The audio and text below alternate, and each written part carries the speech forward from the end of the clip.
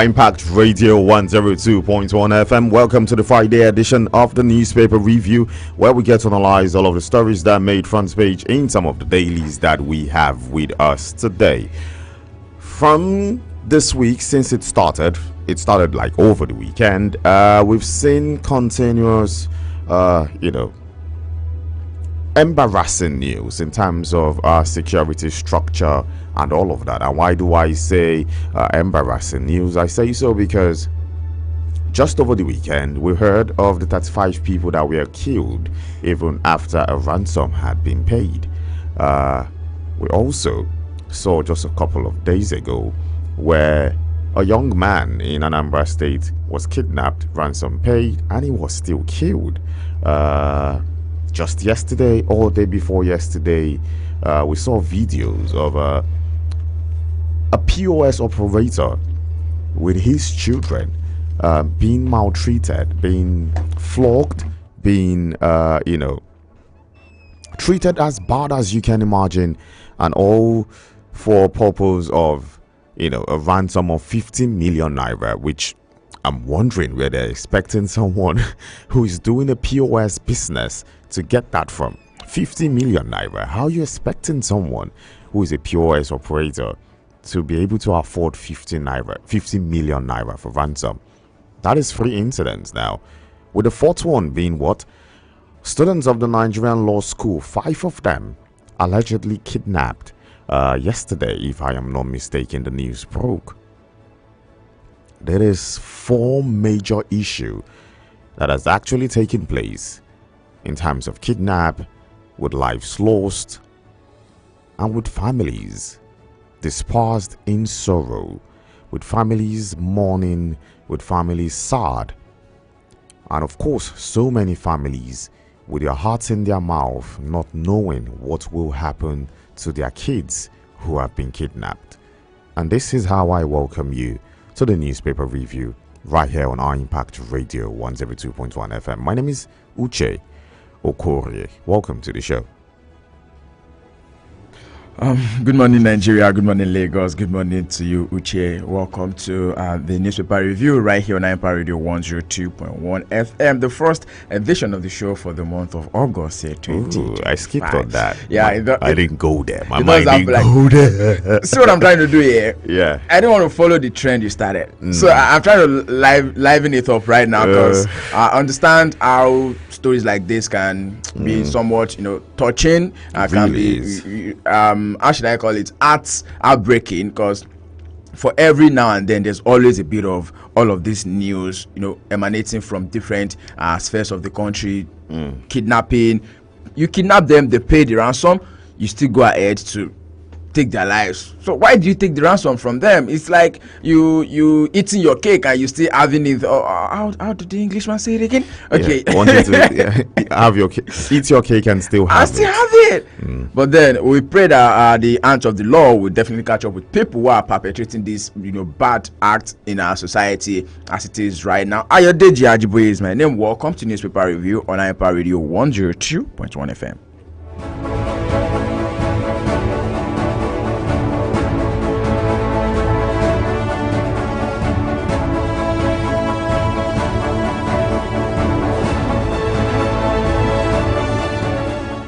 Okay, you can always get to be a part of the conversation if you call us on 0907-224-5018, 0907-224-5018. That's the number for you to reach us at. And of course, you can watch us live on YouTube at impact 102.1 FM. So go subscribe to our YouTube channel, click on the notification button so you will know whenever we are live right here in the studio. It's time for us to go to look at the very first paper of the morning, and the paper we will be looking at is the Guardian newspaper, and it starts with the 2026 World Cup. Okay, a huge story. Definitely. It says big story, pages 4 and 5 is where you will find it. Uncertainty for FIFA soccer fans over Trump's America First policies. And the FIFA World Cup has caused a huge stir especially since the announcement that it's going to be played in the US, of course, Canada and Mexico. And with major complaints being about the United States of America. And we suspected that part of the reasons why the FIFA Club World Cup was played in the United States of America was to like a test run. Get familiar with the atmosphere, the ambience, and all of that, and see how they are going to actually organize the FIFA World Cup. But so many people think, even before this whole America First policy, so many people think, is the United States of America safe enough? Because we hear stories. Just a few days ago, we still heard about the shooter who shot so many people and shot himself. I feel like they have it worse in that side more than we do. But to all man, his own battle. Definitely, because and I hear you when you say so, because man, access to guns is like it's like going to buy biscuits from the store nowadays. From there, yes. As long as you're talking about the US now, and even for you to drink beer is 21 years old, but less for you to have license to a gun. I think from is it 16? 16 years of age. You can, so you can own your own ammunition and protect yourself. Self-protection, maybe.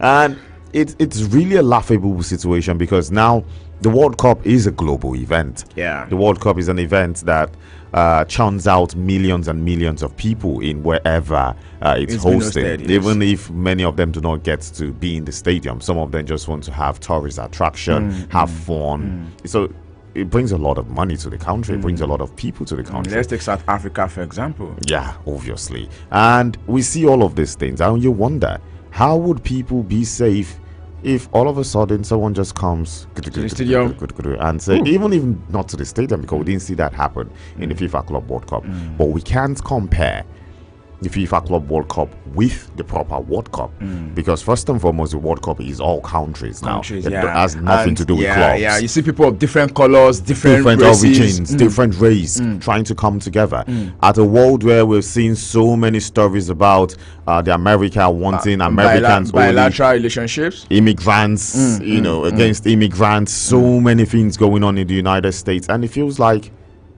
maybe this is not just the right time for the United States of America to be hosting. I was sharing with someone, and we're talking about this particular issue of America being, I don't want to say the hostility from the citizen towards other people of colors, and the person was like, okay, he's thinking that the only thing that can be done is that most of the matches that will possibly involve some countries that you feel like maybe America is not in good terms with at this time will be played outside of the US. That makes no sense for me, because now you're trying to how would you know? So what if one of those countries get to the final, and the final is in the United States of America? I get that part. Or if it's all those countries who made it to the semifinals, or it's all those countries who made it to the quarterfinal. So are they going to say we will not play football from the quarterfinal in the US anymore? They have to change venue.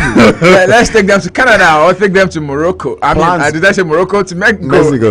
Plans must have been in place in first. They've fixed matches, they've fixed the venues. I just think I believe nothing might go wrong because of what I saw in the US. At least the FIFA Club World Cup. But just like you said, we cannot judge by that. Yes, it's a whole different. This is like 32 countries coming together. The Club World Cup was way more. The World Cup has expanded. It's expanded version now. Man, so many. Africa is now having about 6-7 teams, if I'm not mistaken now. So it's going to be a huge World Cup, and I think it's one of the reasons why we have about 3 countries hosting the World Cup. So it's going to be a huge World Cup.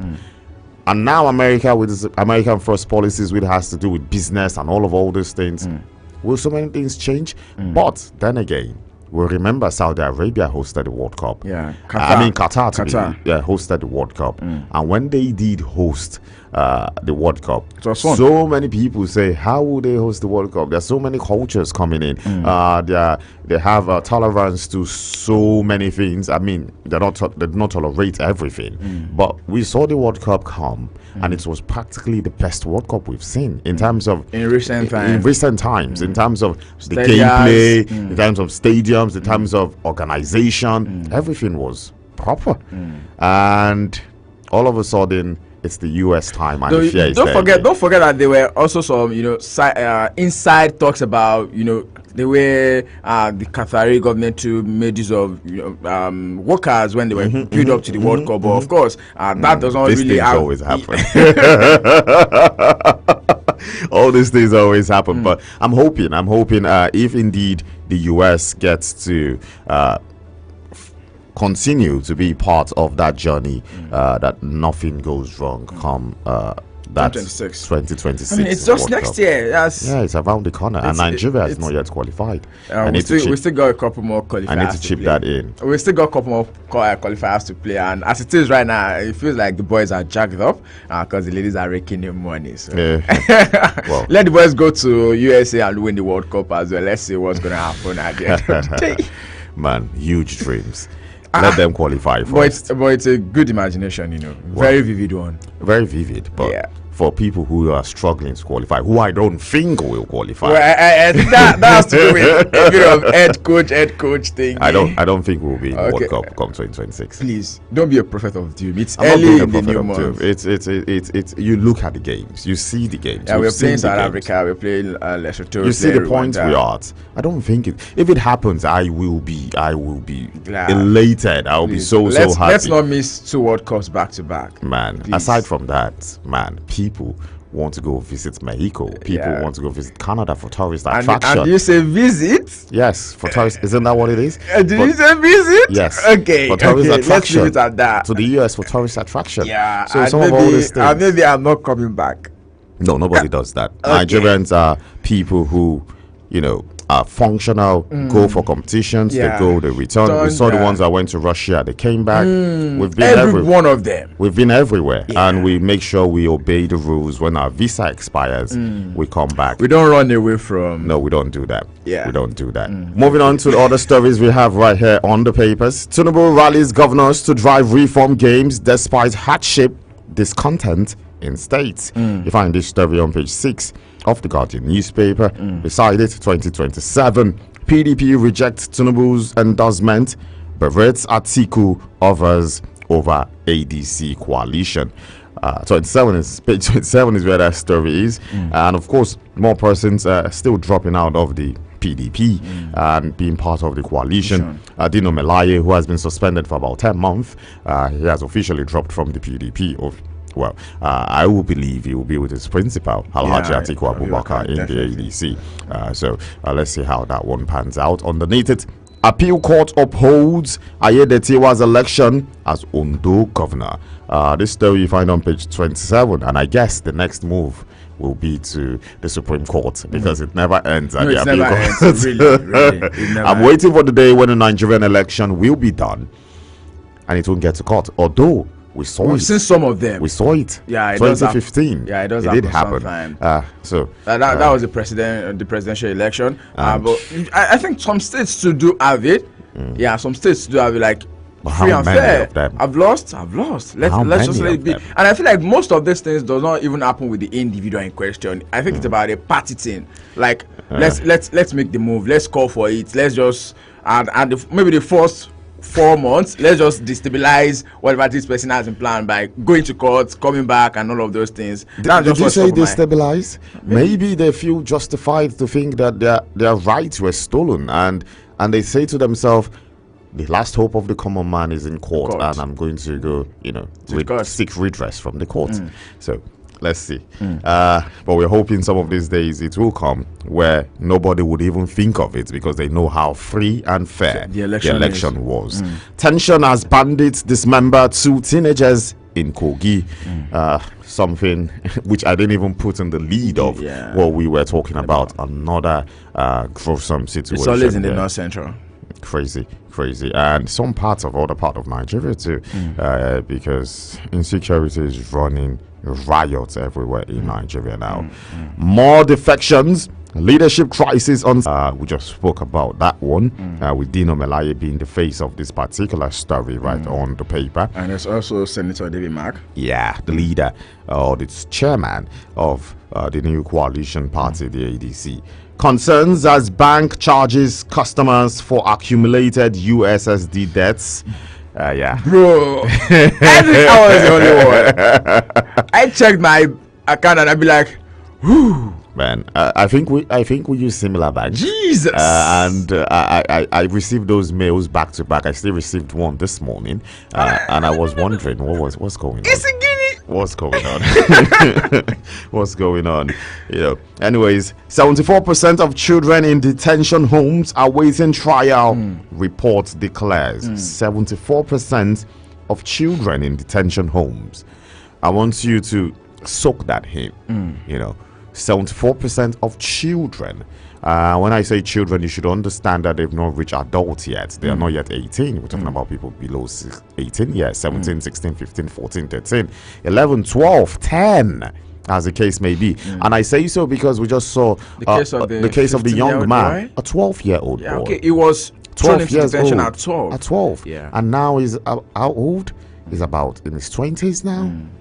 From the age of 12. Did you see that? No trial. No trial. Did you see that little boy's body? It is sad. It is sad that we could be so inhumane to keep kids locked up without trial. Well, I do think that there are homes for people of this age where they have been kept at least for the meantime. It's their detention. I forgot what's that name? Yeah, juvenile home. Yeah, juvenile home. Yes, it's what it's called. Yeah, but it's still a detention. No matter if you want fanciful the name, it's a detention. And if you look at the standards of our correctional facilities in the country, you would imagine how. But I do think that it should be a little bit fair to what we have in the maximum or the medium prisons and what have you. That is what it's supposed to be. That is what it's supposed to be. But at the same time, is it what is happening? Because I know of a Borstar home, where from the outside you will feel like, okay, maybe any kid that has been taken to this place at least will still maybe the only thing is just that you are not in the society, are not integrated into society, but from the outside of that building you can tell, okay, I think they're taking care of the people in this place. Man, but is it what it is? I don't know. I've not been in there.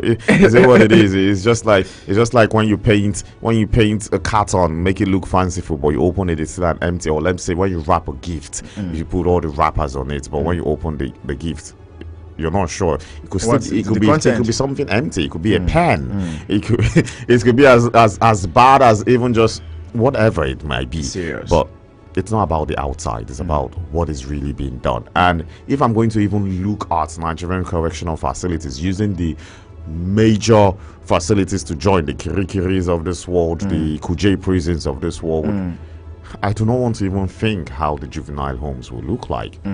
Because man, it's crazy. And now for you to say 74% of the kids we have there are just there awaiting trial. They don't even know their fate.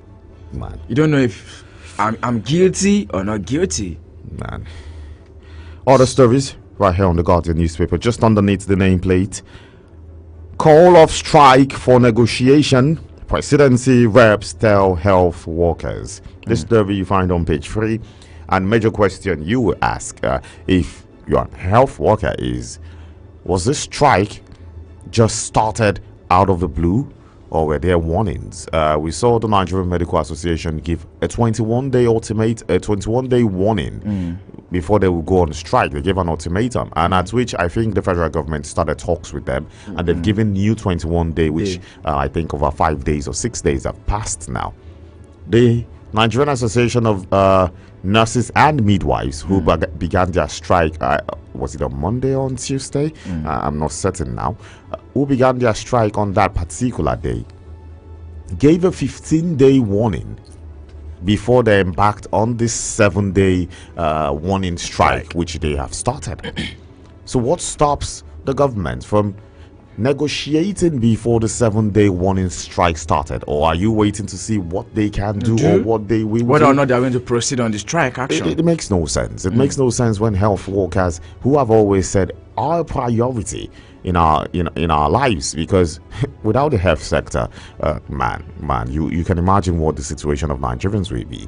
Because now you and I can afford to leave the country for better healthcare, but those in government, those in power, can afford to do so. Can definitely do I could still remember when a former member of the past administration was saying something like, if probably the former president was in Nigeria under treatment in Nigeria, probably he might have died earlier than when he did. So you get it. You understand the point. So what are you saying about ordinary Nigerians? Average Nigerian. So what happens to us? Ordinary. What happens to us? So we could just risk our life in healthcare that is not standard enough. We can just take risk, and yet an healthcare which is not standard enough, the staff are being still treated like they're nothing yet. I saw a post made by someone. I'm guessing the person is possibly a nurse, and this person is saying, like, there's a caption says, "You think that the nurse are not doing anything? Now you've seen it for yourself." I'm possibly thinking that shot is possibly for maybe a doctor or someone who feels like maybe their job is really not counting. Who is a nurse? It's not for you to bring injection and give to the doctor. It's not for you to clean my wound. Now 25,000 of them in the federal chapter of hospitals are not active. 25%. Now imagine. And even of the 75% that are currently working, I can be sure that maybe like half of that 75% is also possibly trying to work the books of getting out of the shores of the country. Man, you went somewhere I wasn't even trying to go to. man, it looks like it's the end game right now. Man, it's so sad. All the brightest of minds, all the educated ones, because at the end of the day, the people who are leaving the shores of Nigeria are bright minds. Because where would someone like me or someone lesser than myself get over 30-something million to leave the country? Most of them are educated. Most of them have degrees. Many of them have good jobs. So we're losing our brightest minds. We're losing the most important people in our society. Because if you check out the percentage of everybody who is leaving Nigeria, at least in the Jackpot term, they're educated. They're educated. They have a good standard of education. Many of them are those people who are supposed to be filling up the workspace that we have, the working gaps that we have. But almost every one of them is leaving. Anyways, all the stories right here on the Guardian newspaper. Furore over Rivers LG pools as group threatens legal action. Did I see this word very well? Yeah, I think it's furor. Oh, furor. Yeah. Over Rivers. I mentioned it like a name. Yeah. Over Rivers LG pools as group threatens legal action. In case you do not know, the local government elections in Rivers State, which took place in 2024, was cancelled. The new one was, is supposed to happen on the 9th, which has also been moved to on the 20th, if I am not mistaken. So I guess it's what the whole debacle is all about right there in Rivers State. Dangote Cement advocates budget-friendly mass housing for Nigerians. You find this story on page 3 of The Guardian, and that's the much for The Guardian this morning. Still in newspaper review right here on Empire Radio 102.1 FM. Don't forget, you can get familiar with us. You're live right there on our YouTube channel at Impact 102.1 FM right there on YouTube. I can also be a part of the show. Send us your message on WhatsApp, maybe a regular text message at 0907 224 5018. I go straight into the Daily Trust newspaper this morning, and the top story on the front page of the Daily Trust is saying, oh my, even from the graphic image, you can tell. 34 million Nigerians are at risk of hunger as United Nations food aid ends.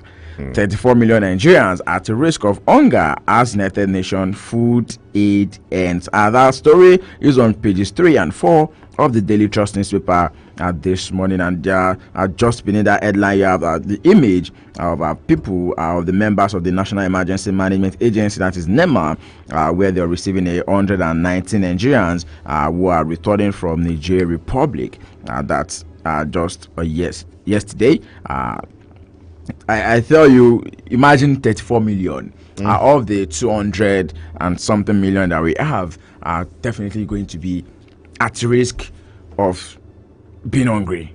Huge numbers. This is coming. This is coming at a time where the United Nations is grad demise in a sense, and I say so because we've seen the United States of America, which is like its major donor, which donates over 50% of all its donation, if I am not mistaken. I stand to be corrected with that figure. Pulling out, and which is why most of all these things are coming to an end. And so it's a sad one, but it's also a wake-up call to Africa. It's also a wake-up call, most especially to Nigeria, that things are not the same. It's not a time where free gifts are coming anymore. So we need to give ourselves what we need to give ourselves. You're talking about food insecurity now affecting over 34 million people. It could be worse. And I say it could be worse because now, look at what is happening. How people no longer go to the farms because of, what is going on in terms of insecurity. And if you check out recent statistics that came out, you would realize that the North is practically no longer the farming. region that feeds the entire country, no matter how you want to look at it. Yes, some regions can provide a little and a little, but if you want to see the total amount of things being brought out of the North, you will understand that they feed the nation. And the chunk of it is also coming from Kano. They feed the nation. They practically feed the nation. And so whatever is going on there has a huge effect on every one of us.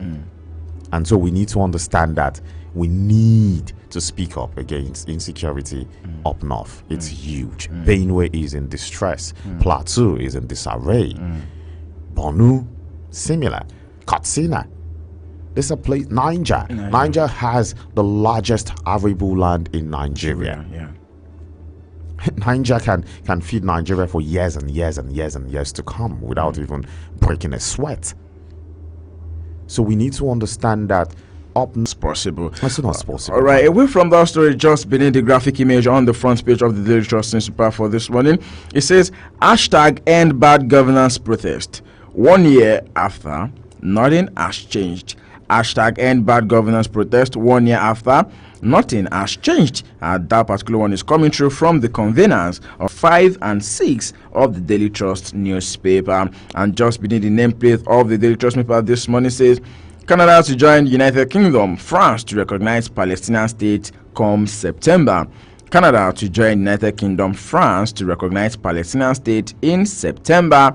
And beside that, you also have the story that says Niger takes federal government to court over 13% derivation. Niger. Okay, sorry.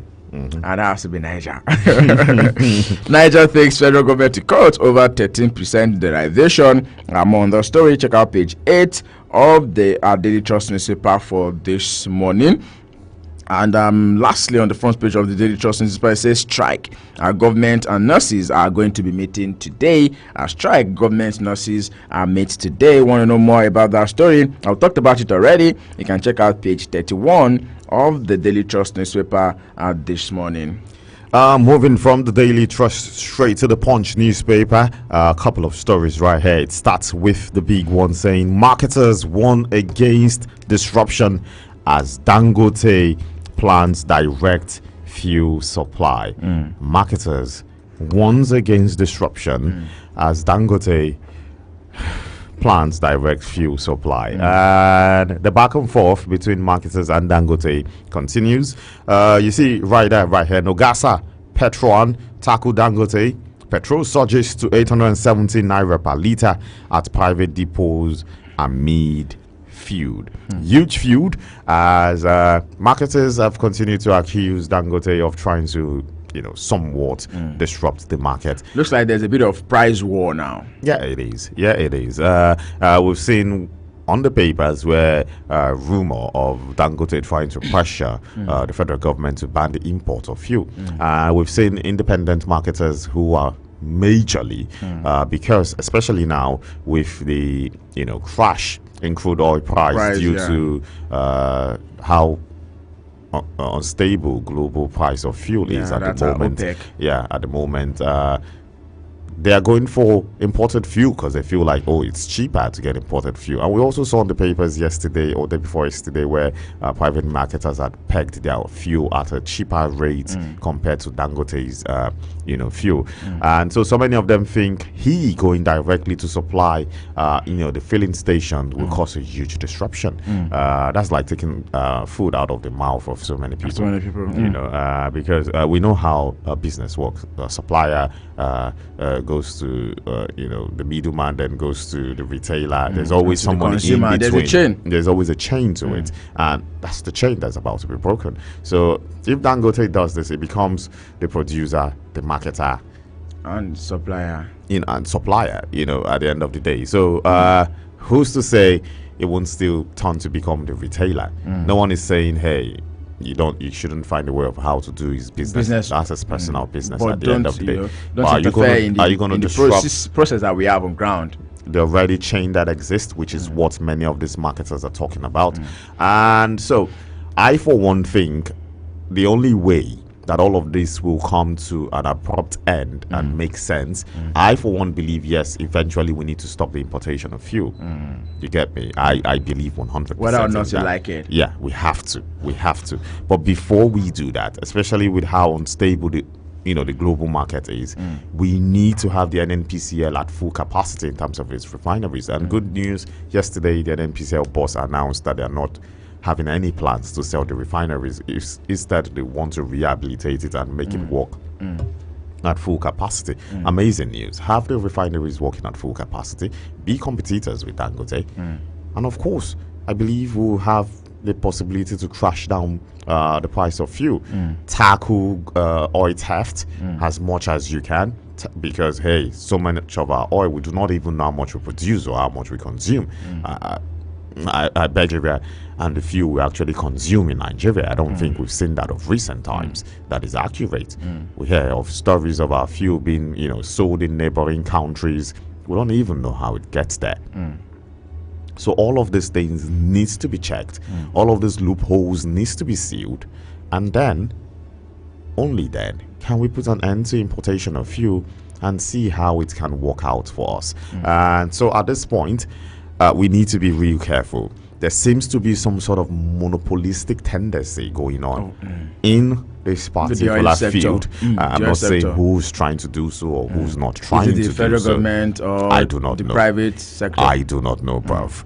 I just know somebody is giving signs of monopolistic tendencies, and it shouldn't be accepted in the markets, in the fuel markets, because that is not a good thing. Oh, can even spell doom.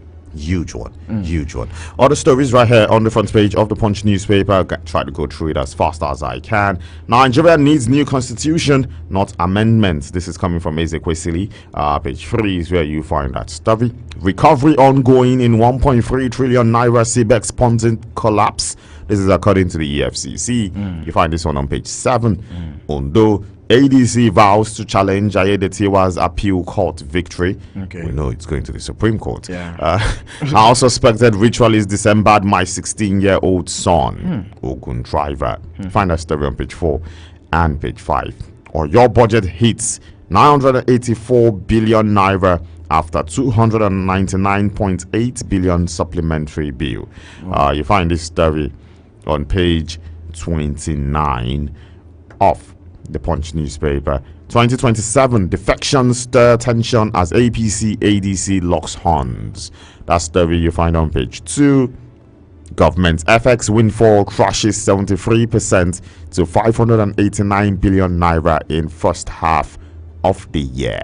You find this one on page 20.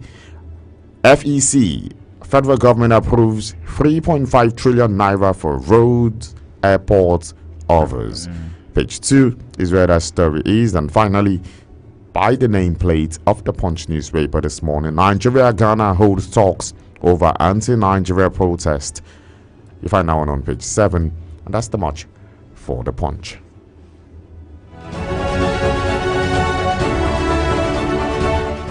And away from the Punch newspaper this morning, straight up into the Vanguard newspaper. The top story on the front page of the Vanguard newspaper this morning says, how misuse of Cybercrime Act cost Nigeria 1.1 trillion in 7 years.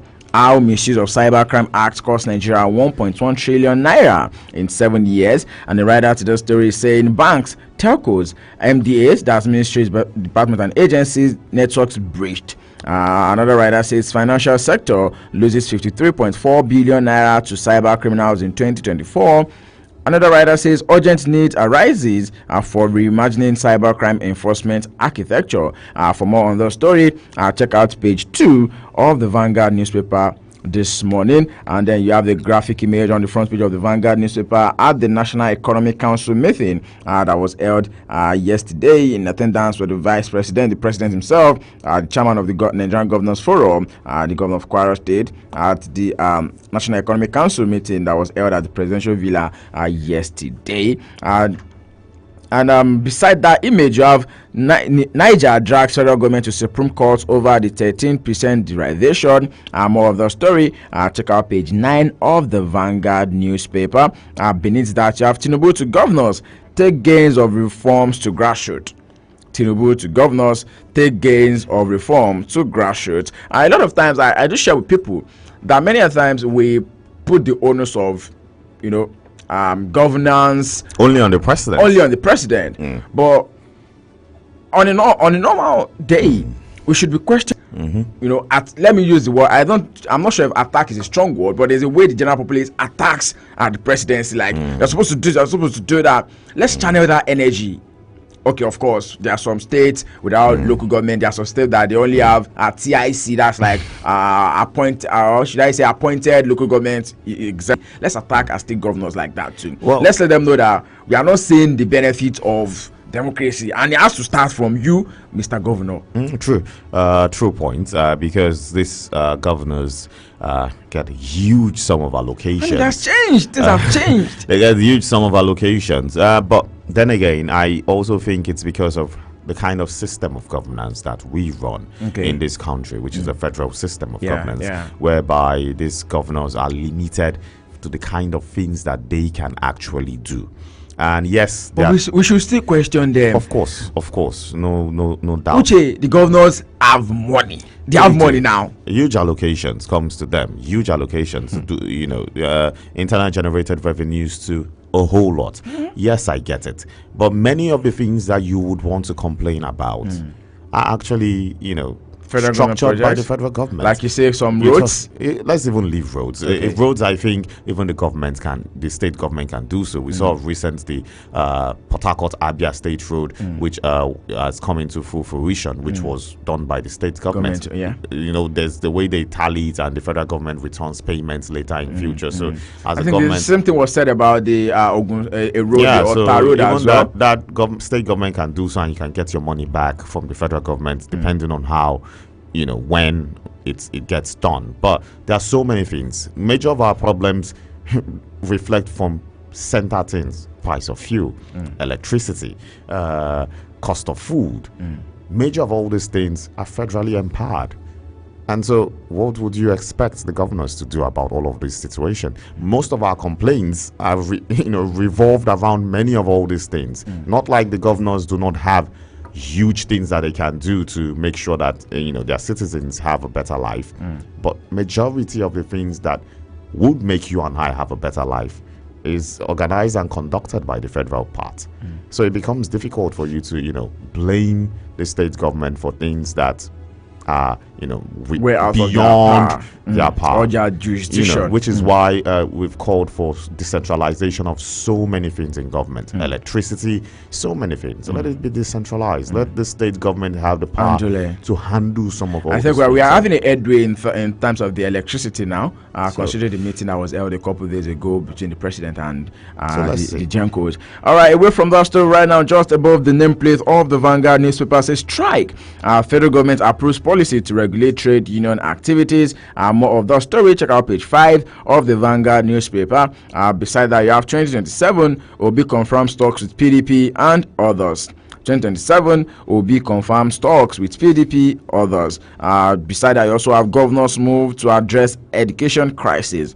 That's on page 8 of the Vanguard newspaper. The governors are moving to address education crisis. Of course, there's a big lab, there's a big O when it comes to the education sector of the country. And away from that, you also have Tinubu extend customs CG's tenure.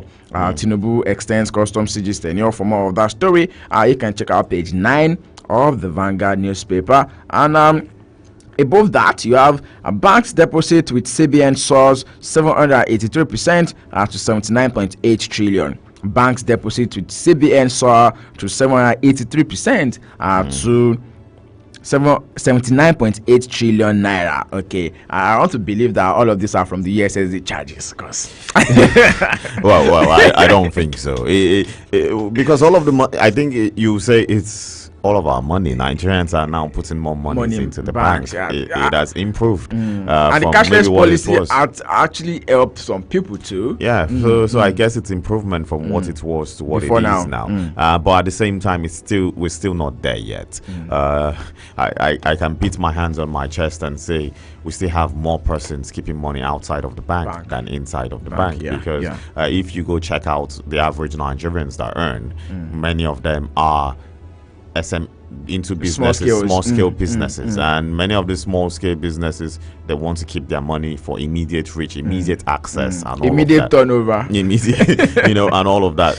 I remember the last time I was physically in the bank because I needed to do something for my little something, and I needed to get cash, and I understood that I had to pay over the counter for so many things. If you've not been to the bank over the counter, you won't understand some certain things and certain reasons why people do not want to go to bank over the counter anymore. Like, you don't stress me over my money. And apart from stressing me over the money, the amount you have to pay over the counter for certain amounts of money after you've withdrawn the first withdrawal, and for you to now come back to now the certain amount of percentage you will pay over the counter, man, you want to go cashless. Okay. You want to go cashless. So some of these reasons has made so many persons not to even come into it in the first place. Which is why I say the government needs to do more to attract people to want to bank than all of these charges they're all interested in. You need to let the people feel safe and welcome first and foremost, especially understanding our situation in the country now. It's these small scale businesses that are pushing the economy. It's what is holding the economy as it stands now. But yet these persons do not even trust the banking system. Yeah, definitely. So it's sad. It's sad. Lastly, on the front page of the Vanguard newspaper this morning, sports story says World Cup. Why Super Eagles are struggling in qualifiers. That one is coming through from ex-Super Eagles striker Brown Ideye. Says why Super Eagles are struggling in qualifiers. Want to know more about that?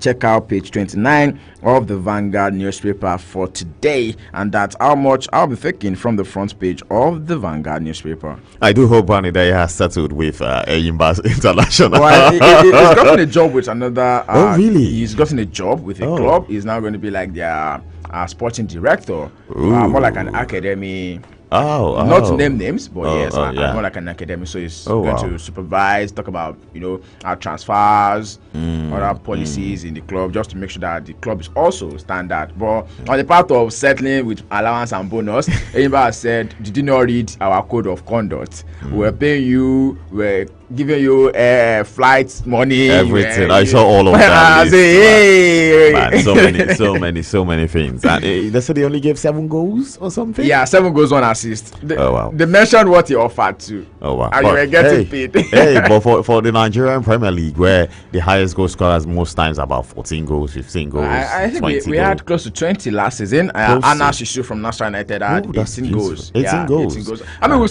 seen people go above the 20 goal benchmark in the season. There's been Unform Udo. There's been Mpauma something. I think like 2 or 3 of them have gone beyond the 20 goal mark. Just saying, 7 is not bad for people who give this particular benchmark for goals. But anyways, is how we call it at the end to today's edition of the newspaper review right on our Impact Radio 102.1 FM. Tomorrow I'll be having the Big 5, where it's a recap of 5 of the major stories that you heard throughout this week. I won't be here for that one, but I'll be back on Monday for another edition of the newspaper review right on